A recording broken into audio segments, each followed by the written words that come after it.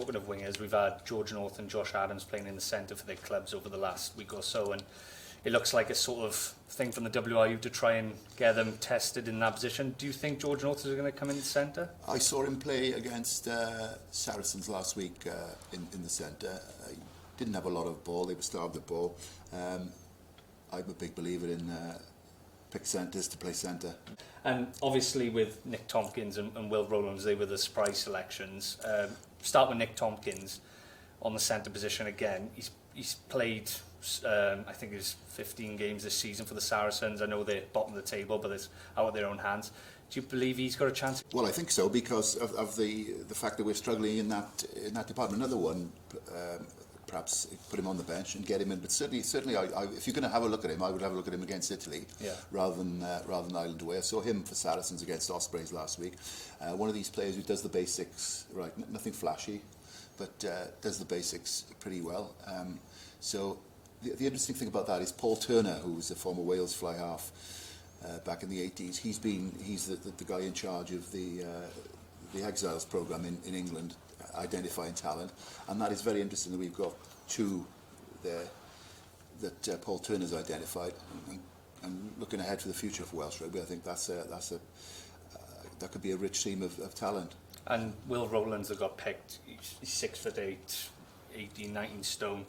Are we going to see any game time for him, or is it just to give him that bit of experience, or, you know, because we have Jake Ball, Alan Wynne-Jones, Adam Beard, Corey Hill coming back. Can you see him breaking through into that second row slot? Probably not. If you play your strongest side, or if you play your strongest pack against Italy, you certainly need to play your strongest pack against Ireland. But he's, as Wayne Pivac said, it's about increasing the player pool, really. He's no spring chicken. He's 28. He was Wasps Players Player of the Season last season, which is always that's always something good to go by. I would have thought he'd probably. Again, it depends how the tournament pans out. If Wales win their first two games, if they beat Ireland away, and all of a sudden there's a Grand Slam on, maybe then Pivac will feel that he needs to go for his best side. If we lose in Ireland, and then perhaps the Scotland game at the end becomes a bit of a dead rubber, maybe you can have a look at him then. But I don't think he's as likely to get a chance as Rhys Sammet or Tompkins. Yeah, and the Six Nations overall, you've seen Shaun Edwards go to France now.